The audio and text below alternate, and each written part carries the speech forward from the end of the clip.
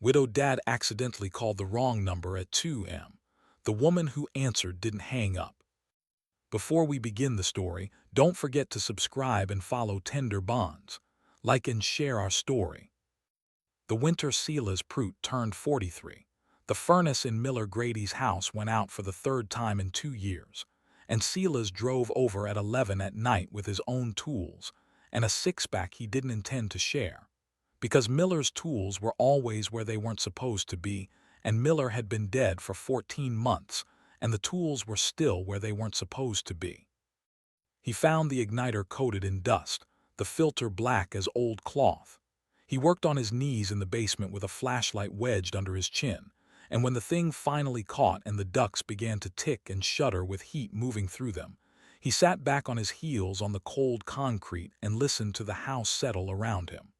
Upstairs, the particular creak of Joni's bed when she turned over.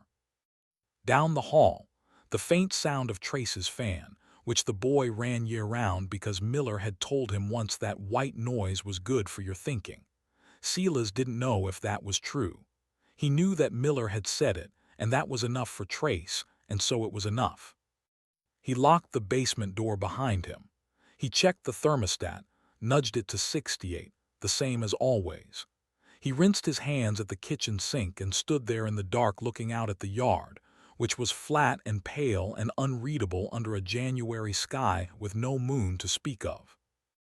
Miller's toolbox sat on the counter where Silas had left it, open, the tray pushed to one side. It was an old Craftsman, the red paint worn off one corner to bare steel, the hasp bent from the time Miller had dropped it off the tailgate of his truck and laughed about it afterward the way he laughed about everything, with his whole face and no particular dignity. Silas closed the tray, squared it precisely.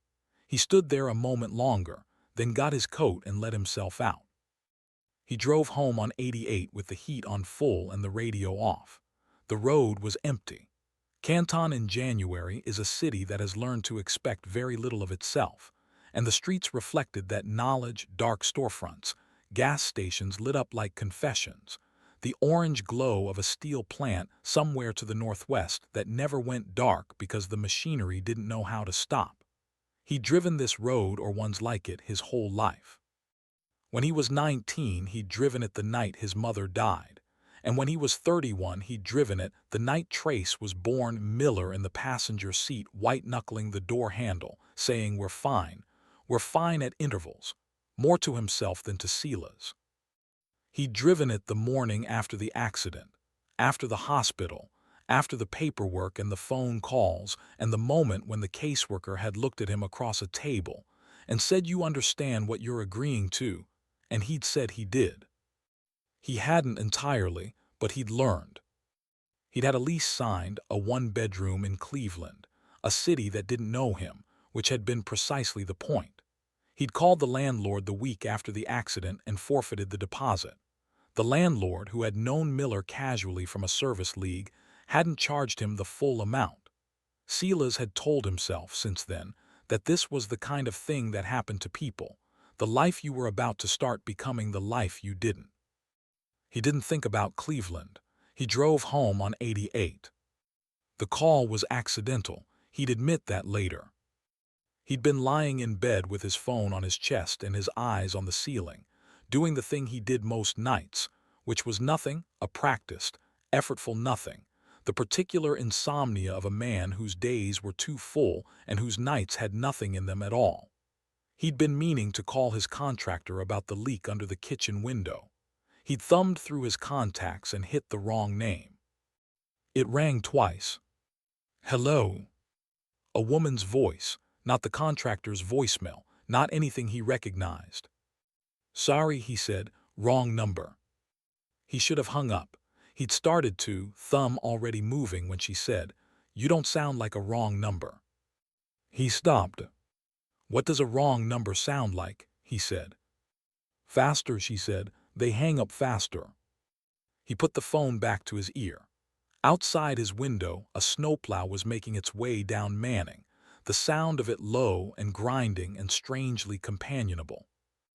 I was calling my contractor, he said. At 2 in the morning. I forget what time it is at night. A pause, not uncomfortable. The kind of pause that comes when someone is deciding whether to stay in a room. "I'm Deb," she said. "Sila's. That's an old name. My grandmother's idea." "Mine too," she said. "The old names, my sister's Cass. My brother was almost Elijah, but my dad lost his nerve at the last minute." He found himself sitting up in the dark. He didn't know why. Something in his body had decided this warranted sitting up. "What's your brother's name?" he said. "Terry," she said, "which is nobody's grandmother's idea." He laughed. It surprised him, the sound of it in the room. She lived 40 minutes north, near Ravenna. She worked dispatch at a regional trucking company nights, 4 days a week, Sunday through Wednesday, which explained the 2 a.m. wakefulness, the ease with which she'd answered a stranger's call. She was used to voices in the dark, to the shorthand of someone needing something without quite saying what. They talked for an hour and 10 minutes. He knew because he checked the call log the next morning, needing to confirm it had happened. They talked about the road conditions on 76, whether the sheets on Market was better than the one on Tuscarawas, what white noise actually did for your thinking, which he'd mentioned without meaning to and then had to explain, and found himself explaining Miller, not directly but sideways, the way you said a friend of mine used to say and hoped that covered it. "Used to," she said. "He died 14 months ago. Car accident, black ice on 30, he left 2 kids." She didn't say that's terrible or how awful, which he appreciated more than he could have explained. She said, "How old?" 11 and 8 when it happened. Joni's 12 now, Trace is 9. "Are they yours now?" The question landed differently than it usually did. Most people asked, "Are you their guardian?" or "Are you raising them?" The way she asked it was different. "Yeah," he said, "they're mine." He heard her exhale, not a sigh exactly, something more like recognition. "I've got a daughter," she said. "She's 16, it's me and her." "Is that hard?" He didn't know why he asked it like that. He was a man who handed people tools and fixed the things that broke. He didn't ask people if things were hard. "Most days it's just what it is," she said. "Some days it's hard. Some days she makes me a cup of coffee without being asked and sets it on the counter and walks away, and that's the whole thing, you know. That's the whole day right there." He was quiet for a moment. He thought about the night Joni had come down the hall with her nightmare, the 45 seconds it had taken her to fall back asleep against his side. "Yeah," he said, "I know that." There was a silence then, the easy kind, and into it he heard himself say the thing he hadn't told anyone. "I had a lease, in Cleveland, signed and everything, the month before the accident." He stopped. "What happened to it?" "I called the landlord." She didn't say that was a good thing you did or Miller would have been grateful. She just said, "How long ago was that?" 14 months. Another silence. Then, "You ever think about it, Cleveland?" He stared at the ceiling. The snow plow had made its second pass down Manning. "Sometimes," he said, "less than I used to." "Good," she said, and let it sit there, and he found that he did not need her to explain what she meant by it. He didn't tell the kids. There was nothing to tell, strictly speaking. A wrong number, a woman named Deb, an hour in the dark. She texted him the following Tuesday. He'd given her his number at the end of the call, though he couldn't remember now who'd done it first. Only that before they hung up there'd been a number in his phone. "White noise update," she texted. "Ran it last night. Dreamed about receipts. No discernible upgrade to thinking." He read it standing in the school pickup line with the engine running and the heat blowing on his face. And he was smiling before he knew he was smiling, which almost never happened. "My guy swears by it," he wrote back. "He's 9. Scientific community divided," she wrote. He put his phone in the cup holder. Joni got in the back and said the pool smelled different today, like they'd changed the chemicals, and Trace called shotgun from 15 feet away even though Joni was already in the back, and Silas drove home on roads that were starting slowly to soften. She drove down on a Saturday in the second week of February. He hadn't planned to invite her and then had vaguely, and she had made it specific by saying what about the 14th without elaborating on the date. He'd said sure, and that was how it was arranged. He told the kids a friend was coming for lunch, which was technically accurate, and told them nothing. She drove a Ford pickup, dark blue, high mileage. She parked at the curb and got out and stood there a moment looking at the house the way someone looks at a thing they've been trying to picture, and he was at the door before she reached the porch. She was shorter than he'd imagined. He hadn't imagined her at all, he told himself, but she was shorter than he hadn't imagined her. Brown hair pulled back, a canvas coat that had seen real use. She looked like someone who didn't find it difficult to drive 40 minutes on a Saturday. "Silas," she said. "Deb." They stood there on the porch. Her breath made vapor in the cold. "You going to let me in?" she said. He stepped back. Joni was in the kitchen eating a clementine in the architectural way she ate clementines, pulling the sections apart and arranging them in a spoke pattern on the counter before eating any. She looked at Deb with the full, measuring attention of a 12-year-old who had learned to assess adults quickly and accurately. "You're the wrong number," Joni said. The air in the kitchen shifted. He hadn't told her that. "Joni." "What? You said a friend." She wasn't smiling. Her eyes moved from Deb to the toolbox on the counter, the tray still perfectly squared where Silas had left it, and then back to Silas. And in that look he understood something about this house he hadn't let himself see. It wasn't just Miller's. It was hers. He was the one who had walked in and started changing the locks without ever asking permission. Deb, for her part, looked at Joni directly and without apology. "He mentioned you," she said. "Said you had your dad's attention span for things that matter." Joni considered this, the fact of being mentioned, the specific content of the mention. She offered a clementine section. The rest of the afternoon had an ease Silas hadn't been braced for. He'd been ready for difficulty, for the kids to be strange, for Deb to be different in person, for the arrangement to reveal itself as a mistake. What he hadn't been ready for was Trace asking Deb which trucking company she worked for, and then wanting to know the full weight capacity of an 18-wheeler, which she knew and told him, and the way Trace then disappeared and came back with a paper he'd been writing for school about infrastructure. His word, infrastructure, used with 9-year-old authority, and wanted her to check his numbers, which she did, sitting at the kitchen table with her coat still half on. Correcting him gently on federal highway load limits. Silas made soup.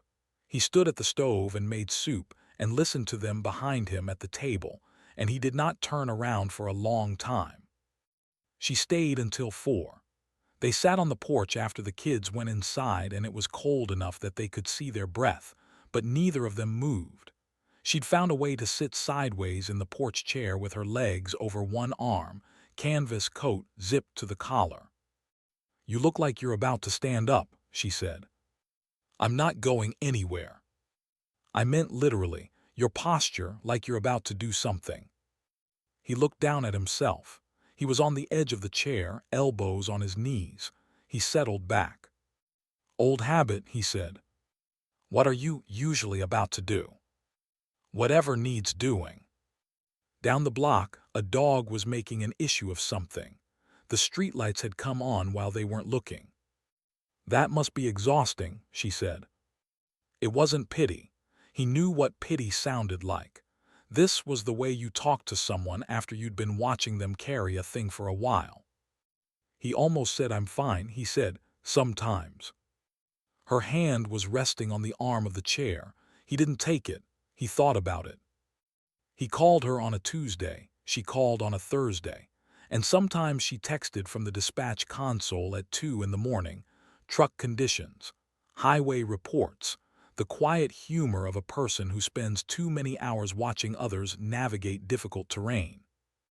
He drove up to Ravenna on a Friday in early March and met her daughter, Kira, 16, direct and openly skeptical. The way a daughter gets when she's decided in advance what she thinks of a stranger and intends to be proven right. She said almost nothing through dinner and left the table immediately after, but Deb didn't apologize for her and Silas didn't ask her to. He drove home on 76 afterward and thought about Joni at 12.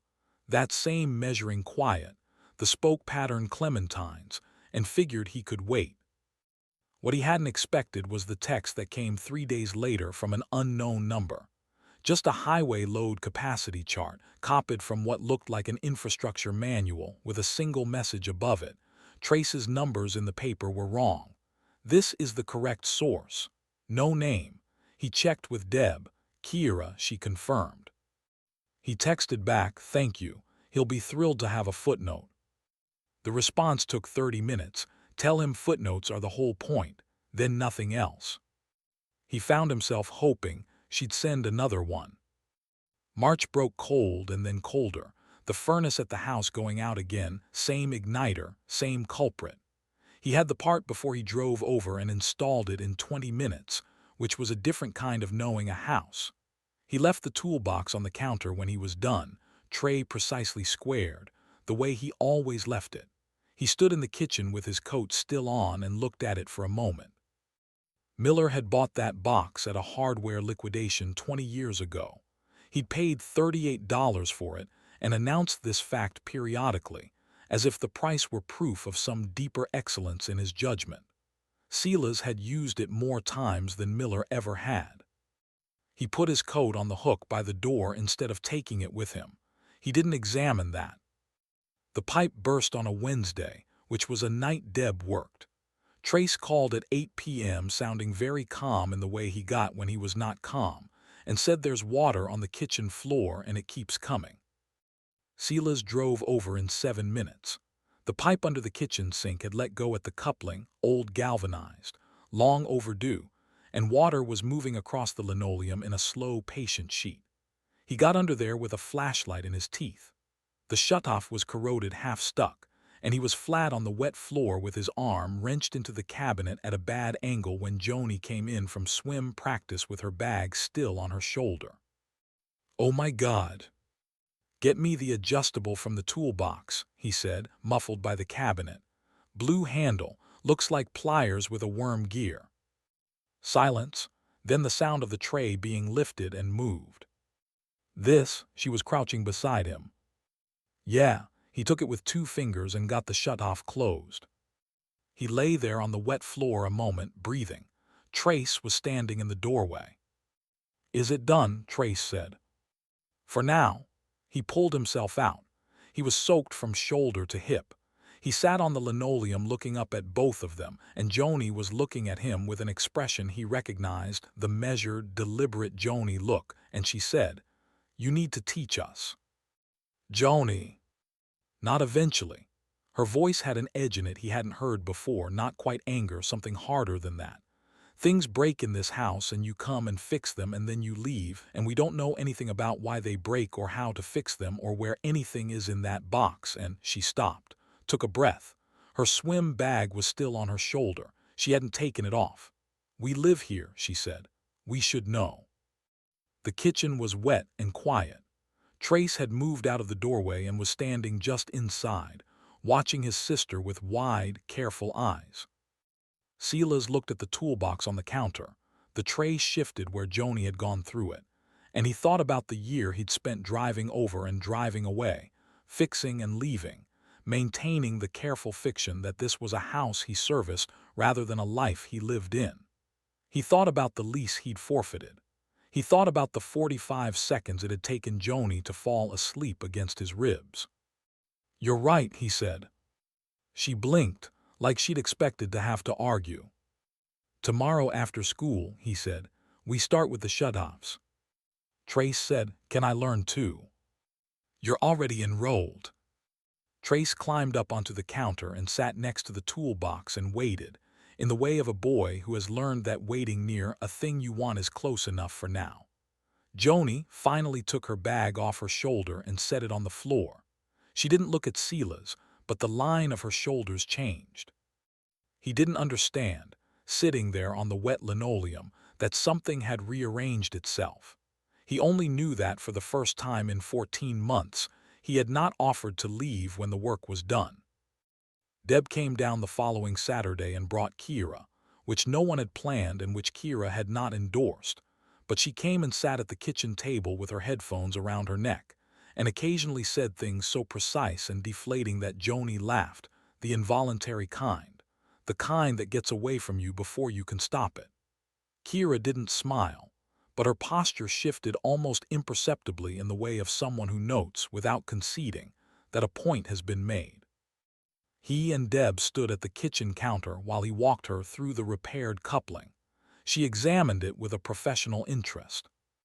"My ex was a plumber," she said. "I always watched, never learned." "Why not?" "He didn't want me to."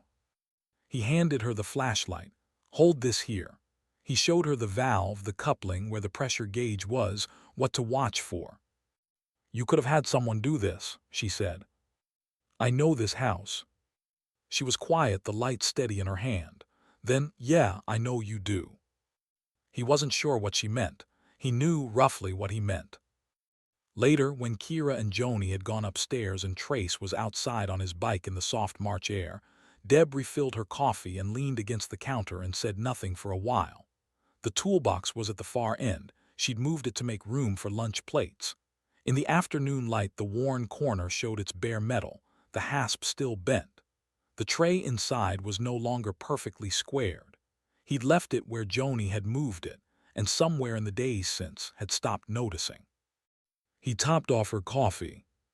She watched his hand on the carafe, and then looked out at the yard, where Trace was visible at the end of the driveway, coasting in slow loops. "I'm not in a hurry," she said. He thought for a moment she meant lunch. "Neither am I," he said. She looked at him then. He set the carafe down. He would have said something, but the afternoon made it unnecessary. The light through the window, the sound of Trace's bike on the concrete, Joni's voice carrying down the stairs where she was saying something quick and sharp that made Kira laugh, actually laugh, the closed, careful laugh of a girl who had not planned to. He found out later, weeks later, that Joni had looked up Deb online the morning after the first phone call, which meant Joni had figured out about the phone call the next morning, which meant he'd underestimated Joni, which should not have surprised him and did. "What did you find?" he asked. "Just her work page." Joni was toweling her hair from practice, and a photo from some 5K race in 2019. "Okay." She looked fast, not elite but committed. She balled the towel up and started for the hall, then turned. She could have hung up. "I know." But she didn't. He waited. "That's all," Joni said, and went down the hall. But she said it differently than she might have said it in February, without the measuring in it, without the inventory. Like a door, not fully open but no longer locked. April came in gray and water-heavy, the kind of spring that doesn't announce itself. Just accretes, an hour more of light, the ground going soft where it got the afternoon sun, the forsythia at the property line going from bare stick to yellow without anyone witnessing the transition. He drove Trace to baseball clinic on Saturday mornings and sat in the bleachers with the other parents, drinking gas station coffee, watching his kid field grounders with the same deep, furious attention Miller had brought to anything with a physical rule. He thought about Miller. He still did, just differently now, not with that stilled grief, that long pause where someone used to be. More like the way you think about a road you drove for a long time that now has a different ending. He texted Deb from the bleachers. "Your infrastructure expert is playing third base today." She wrote back from dispatch, "Tell him to watch the lead runner." Then I Googled it. He laughed there in the bleachers, among the other parents. Deb came down on a Friday in late April, no occasion, just Friday. Kira did not come. Sela's made chili. It rained in the way it does in the valley that time of year, thorough and gray and unhurried, and they ate at the kitchen table while the kids ate with the absorbed efficiency of children who are hungry and uncomplicated about it. After dinner, the kids went to the living room and he and Deb did the dishes without hurrying. The radio was on. The country station Trace had decreed the best station, which had never been formally debated. He washed. She dried, handing things back when she didn't know where they went, which was most things at first and then fewer things, and he put them away. He handed her the dish towel when they were done. She dried her hands and didn't hand it back. She folded it over the handle of the oven door, which was where it went, which was where she'd seen him put it before. They stood there. The rain had gone quiet while they weren't listening, down to a drip from the gutters. She turned and looked at him, not assessing, not deciding, something later than those things. From the living room, Trace said something, and Joni said something back, and Trace laughed. He reached out and took her hand, still warm from the dishwater. She didn't say anything. He didn't say anything. After a while, they didn't need to. Later, after she'd gone, Trace asleep, Joni in her room, the house wound down, he stood at the kitchen counter and looked at the toolbox. He picked up the tray, started to set it straight, then stopped. He left it where it was, where Joni had put it and left it, and he had stopped correcting. He set his hand flat on the top of the box. The steel was cool under his palm. He carried it to the basement door, stood there a moment with it in his hands, the weight of it familiar, the bent hasp catching the light. Then he set it down on the kitchen side of the door, not through it, just beside it where it could be found. He turned off the porch light and went upstairs.